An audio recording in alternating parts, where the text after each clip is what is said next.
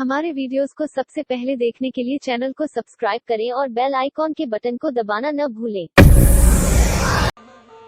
कैकेयी सौतेली माँ है और सुमित्रा सौतेली माँ है, मैं सगी माँ।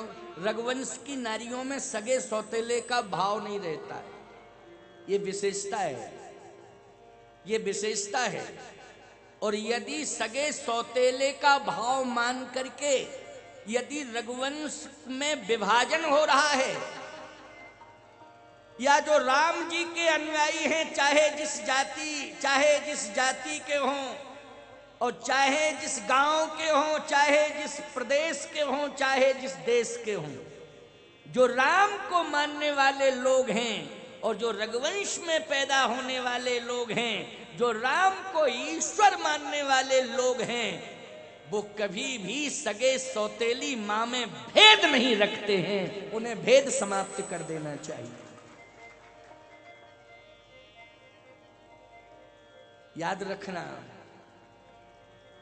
जननी सम जानहु पर नारी, धन पराव विस्तै विष भारी। जननी सम जानहु पर नारी। हम दूसरे की मां को देखते हैं तो अपनी मां में और उस मां में कोई भेद नहीं मानते, न मानना चाहिए प्यारे।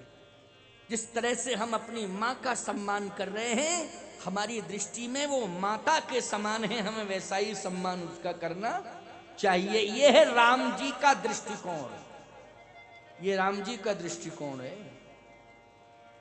और राम जी ने सगी सौतेली मां में भेद माना, कैकेयी में कौशल्या में कोई भेद माना? जल्दी बोलो, नहीं माना। और यहां कौशल्या ने कैकेयी में अपने में कोई भेद माना? नहीं माना कि मैं राम की मां हूं, कैकेयी भरत की मां है। जैसे ही भगवान राम ने कहा कि पिताजी के साथ अगर माताजी ने आज्ञा दी हो मां, तो भगवान राम ने कहा मान लीजिए पिताजी के साथ अगर मां ने भी आज्ञा दे दी हो तो कौशल्या जी को यह कहना चाहिए था सगी मां तो मैं हूं, कौन मां? सगी तो मैं हूं, मैंने तो नहीं कहा। नहीं, फिर मौन हो गई और गंभीर हो गई। अभी अधीर थी, लेकिन जब राम जी ने कहा पिताजी के साथ मां ने आज्ञा दी हो तो गंभीर हो गई। मतलब सोचने लगी कि इसका मतलब है कि हम तीन बहनें हैं, कौशल्या, कैकेयी और सुमित्रा, और राम तीनों का सम्मान करता है। राम तीनों का सम्मान करता है। राम की दृष्टि में सगी मां और सौतेली मां के सम्मान में कोई अंतर नहीं है। मेरा राम तो समान रूप से तीनों माताओं का सम्मान करता है, और मेरे समान संसार में जितनी भी नारियां हैं उन सबको मातृवत मान करके सम्मान करता है। ये मेरे पुत्र राम का आदर्श है। तो निश्चित रूप से कौशल्या, आप तुझे सोचना पड़ेगा। अब गंभीर हो गई तो कौशल्या जी ने कहा बेटा, कौन सी मां ने कहा है? नाम बता सकते हो? हाँ, नाम तो बता सकता हूं माता जी। हाँ, नाम बताओ, कौन सी मां ने कहा? भगवान राम ने कहा माता कैकेयी ने। अच्छा, कैकेयी मां ने कहा, हाँ, इधर आओ मेरे पास।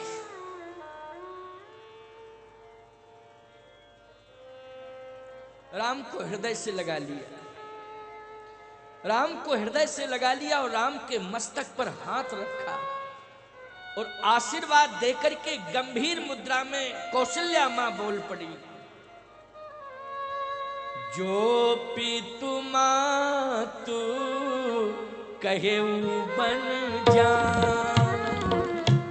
जो पितु मातु कहेउ बन जान, जो पितु मातु कहेउ बन जाना, जो पितु मातु कहेउ बन जाना।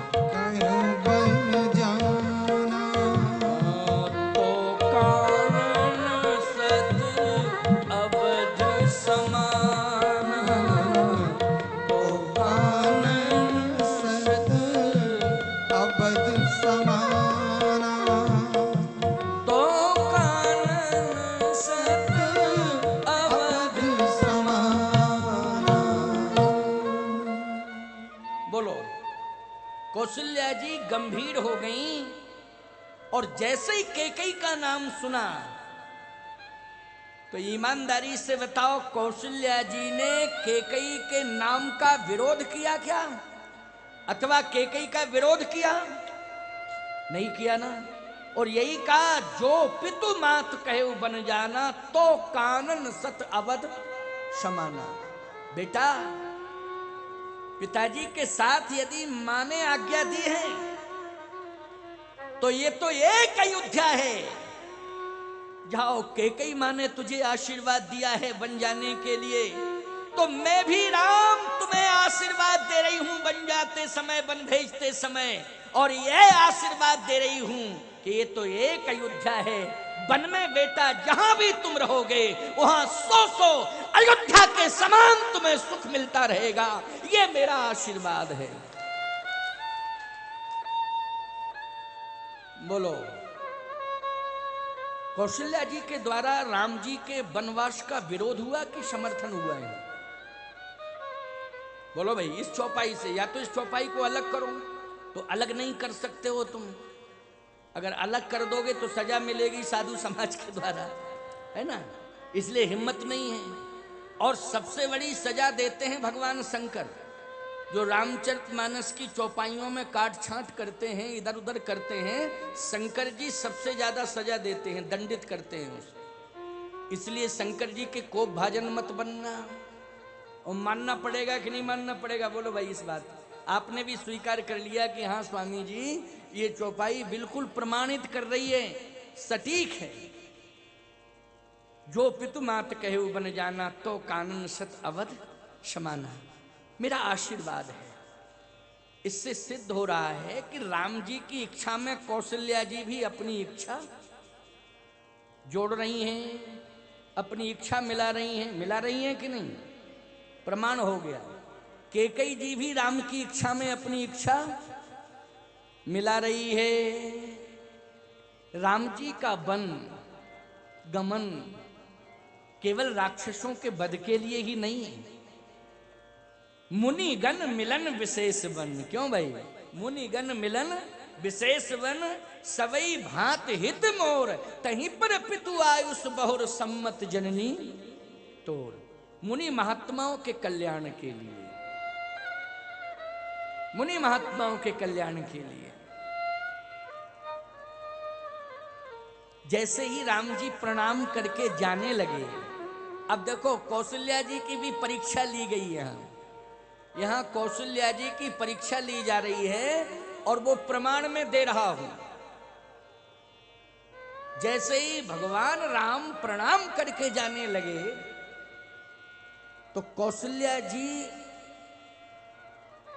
के सामने आकाशवाणी हुई, कौशल्या, राम को रोको, रोको राम को, अभी राम को मत जाने दो, राम को मत जाने दो, क्योंकि तुम मां हो।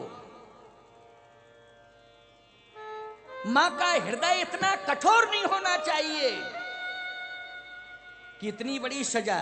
14 महीने की बात होती तो बात बन जाती, यहां 14 साल की बात है। 14 दिन की बात नहीं है, 14 महीने की बात नहीं है, यहां 14 साल की बात है। इसलिए इतना परिवार में सामंजस्य मत बिठाओ कि अपनी संतान के साथ इतना बड़ा कठोरता का निर्णय लेकर के एक मां का हृदय कठोर हो जाए और सारी दुनिया ये जान जाए कि मां का हृदय कोमल नहीं होता है। मां का हृदय तो वज्र से भी ज्यादा कठोर होता है। मां के हृदय से कोमल हृदय किसी का दुनिया में होता नहीं है। लेकिन आज प्रश्न चिन्ह खड़ा हो जाएगा, किंतु परंतु लोग करेंगे आपके हृदय के बारे में, इतना कठोर हृदय है कौशल्या का कि वज्र भी फैल हो गया कौशल्या के हृदय की कठोरता के आगे।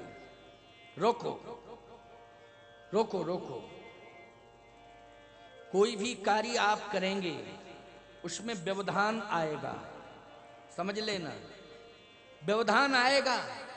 लेकिन व्यवधान में भी समाधान निकालने की जरूरत है। ये राम कथा से प्रेरणा मिल रही है। व्यवधान में भी समाधान निकालने की जरूरत है। कौशल्या जी के सामने जैसे ही आकाशवाणी होती है, रोको रोको राम को, तो कौशल्या जी ने रोका राम को। आकाशवाणी से शब्द निकल रहे थे कि राम को वन मत जाने दो, राम को वन मत जाने दो, राम को अयोध्या में रोको। भले ही सिंहासन पर राम ना बैठे, लेकिन अयोध्या की चार दीवारी के अंदर झोपड़ी बना करके राम को रहने की अनुमति दी जाए। और ये मांग आपको करना है कि कई अगर मांग कर रही है राम 14 साल के लिए बन जाएं, तो आप भी राम की माँ हो। आपको ये कहना चाहिए, सिंहासन पर भले ही राम ना बैठे, लेकिन अयोध्या की चार दीवारी के अंदर एक झोपड़ी में राम को रहने का अधिकार है। इसलिए राम 14 वर्ष झोपड़ी के अंदर गुजारेगा। रोको राम को। गंभीर हैं कौशल्या, लेकिन प्यारे अधीर फिर हो गई। कैसे अधीर हुई? राखो सुतही करहूं अनुरोध,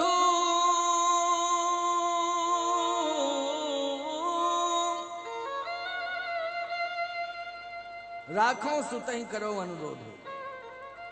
इसका मतलब है कौशल्या, तू पुत्र को अयोध्या में रहने के लिए आदेशित करेगी। विचार कर रही हैं। जैसे ही विचार कर रही थी तो उसी समय धर्म प्रकट हो गया। धर्म प्रकट हो गया। राम जी रुक तो गए, लेकिन धर्म प्रकट हो गया। और धर्म कहीं अलग थोड़ी है। रामो विग्रहवान धर्म। वाल्मीकि रामायण के मत से राम क्या है? धर्म है। तो राम के बगल में ही राम का दूसरा स्वरूप प्रकट हो गया, वो धर्म था। वो धर्म जो है रोते हुए जाता है, बिलखता है, तड़पता है, चीखता है और कौशल्या मां के चरण पकड़ लेता है। क्या कह रहा है? मां मेरी रक्षा करो, मेरी रक्षा करो, मेरी रक्षा करो। जो आकाशवाणी से आवाज आ रही थी वो बोल कौन रहा था? उसमें स्नेह बोल रहा था। आकाशवाणी के माध्यम से किसकी आवाज थी? स्नेह की। और स्नेह ने राम को रोक दिया, लेकिन धर्म प्रकट होकर रोने लगा और कहता है मुझे बचाओ, मुझे बचाओ, मुझे बचाओ। यदि आप राम को अयोध्या में रखेंगी, धर्म कह रहा है, तो मैं दुनिया से सदा सदा के लिए चला जाऊंगा, दुनिया से सदा सदा के लिए चला जाऊंगा। आप रघुवंश की कुलवधू हैं। रघुवंश ने तो धर्म की रक्षा की है, इसलिए आज धर्म की रक्षा करने के लिए आज प्रार्थना कर रहा है रघुवंश की नारी से, धर्म कि मुझे बचाओ, मुझे बचाओ, मुझे बचाओ। यदि राम अयोध्या में रहते हैं तो मैं दुनिया से चला जाऊंगा सदा सदा के लिए, राक्षस रहने नहीं देंगे। और यदि राम वन चले गए, आपने उदारता का परिचय देते हुए राम को वन भेज दिया, तो इस धरती पर धर्म सदा सदा के लिए स्थापित हो जाएगा। इसलिए धर्म की रक्षा करो, धर्म की रक्षा करो, धर्म की रक्षा करो। ये बहुत महत्वपूर्ण प्रसंग है, बोलो है कि नहीं? और ये प्रेरणादायी प्रसंग है, बहुत ही महत्वपूर्ण प्रसंग है, साधारण प्रसंग नहीं है। अब गंभीर हो गई कौशल्या जी। क्या सोच रही हैं? क्या करूं मैं?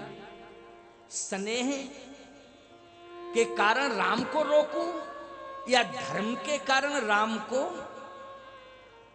वन भेजूं? धर्म स्नेह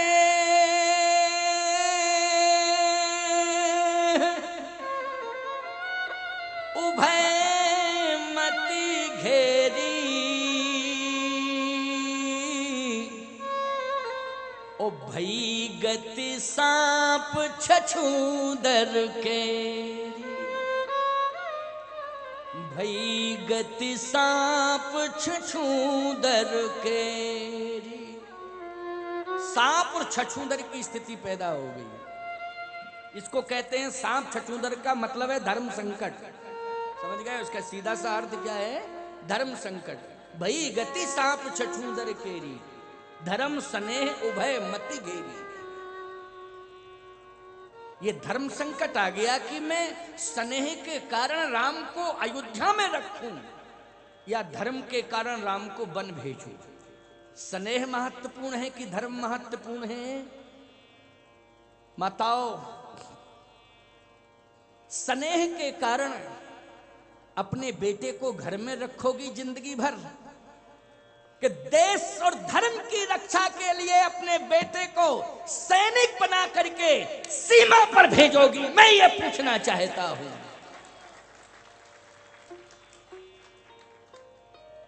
सत्य तो यह है कि स्नेह को घर के अंदर कैद करके मत रखो। बेटे के साथ स्नेह जुड़ा होता है मां का, लेकिन देश की रक्षा के लिए, धर्म की रक्षा के लिए तुम्हारी संतान का जन्म हुआ है। बोलो हुआ है कि नहीं हुआ है? केवल घर में रहने के लिए नहीं, डल्लब के गद्दे पर सोने के लिए नहीं, रसगुल्ला रसमलाई खाने के लिए ही नहीं, देश और धर्म की रक्षा करने के लिए तुम्हारी संतान का जन्म हुआ है। इसलिए देश की रक्षा हो, धर्म की रक्षा हो, इसके लिए अपने बेटे को प्रोत्साहित करो और स्नेह को किसी न किसी तरीके से समझा दो। अपने स्नेह को किसी न किसी तरह से समझा दो कि स्नेह, तू इतना मुझे विवश मत कर, इतना मोह बंधन में मुझे मत बांध कि मेरे कुल से, मेरे देश से धर्म चला जाए। ऐसा तू मत कर। रघुकुल की नारी, रघुकुल की महारानी आज क्या निर्णय लेने जा रही है, इस बात को सुनते रहो। बहुत बढ़िया बात है। रघुकुल की महारानी क्या निर्णय लेने जा रही है? बोले अभी तो धर्म संकट है, धर्म स्नेह उभय मति घेरी, ओ भई गति सांप छछूंदर केरी। ये सांप छछूंदर का अर्थ यह है, एक तो धर्म संकट, दूसरा सांप छछूंदर की कहानी है। क्या? सर्प चूहे का प्रेमी होता है, चूहे को वो आहार मानता है, और जो छछूंदर होता है वो चूहे जैसे ही आकार प्रकार का होता है। नहीं छछूंदर भाई, अन्य देश के लोग भी सुन रहे हैं, भारत के कई राज्य सुन रहे हैं, कई राष्ट्र भी सुन रहे हैं, तो अलग अलग राज्यों में छछूंदर का कुछ विभिन्न नाम होगा, लेकिन मानस में तो छछूंदर शब्द का प्रयोग आया। भई गति सांप छछूंदर केरी। जैसे छत्तीसगढ़ में कहते हैं छुछुआ, क्यों कहते हैं ना छछूंदर को? छुछुआ, छुछू छुछू छुछू।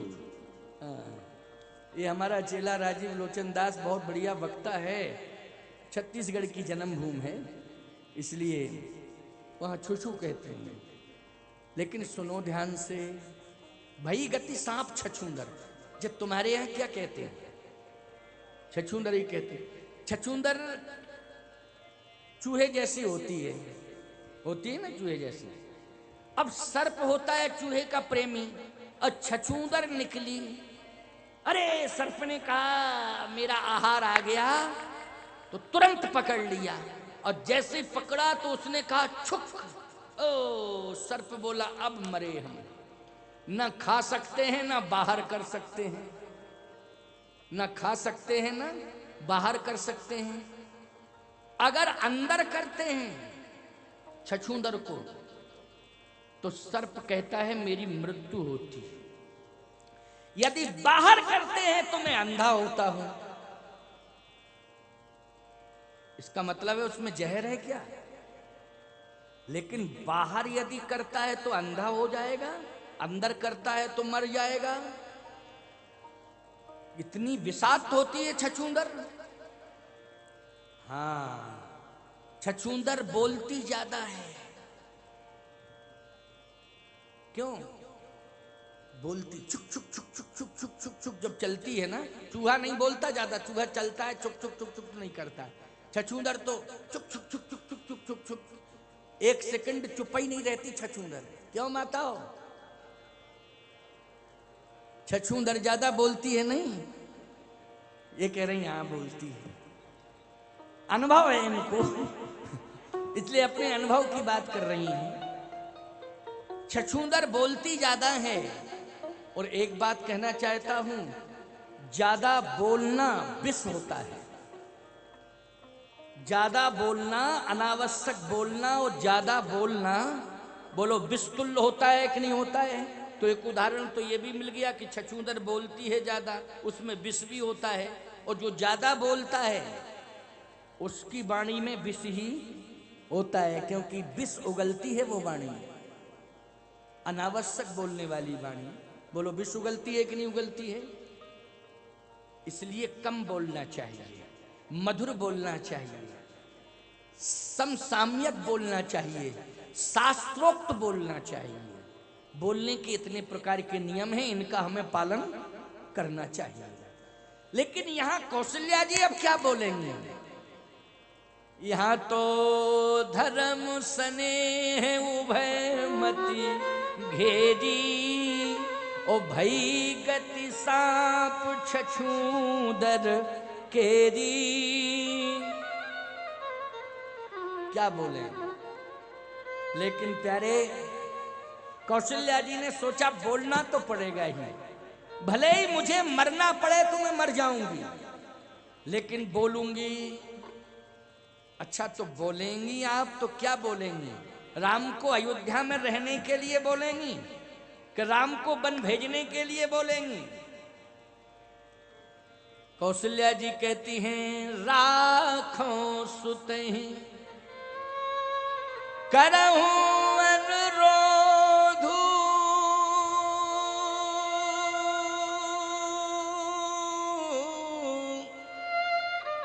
करहूं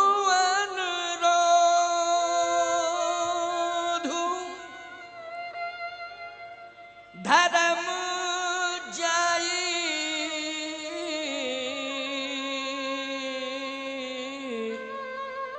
और बंधु विरोध, धर्म जाई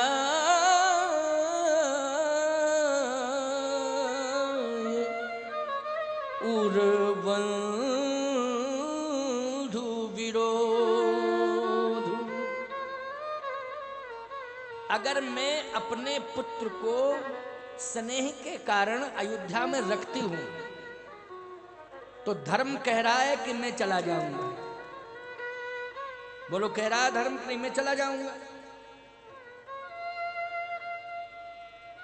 लेकिन कौशल्या, रघुवंशियों ने धर्म की रक्षा की है, मैं रघुवंश की कुलवधू हूं, इसलिए भले ही मेरा पुत्र 14 साल के लिए नहीं 14,000 साल के लिए वन में चला जाए, लेकिन मैं धरती से धर्म को नहीं जाने दूंगी, धर्म की रक्षा करूंगी। इसलिए राम जी के सिर पर हाथ रख दिया, बेटा जाओ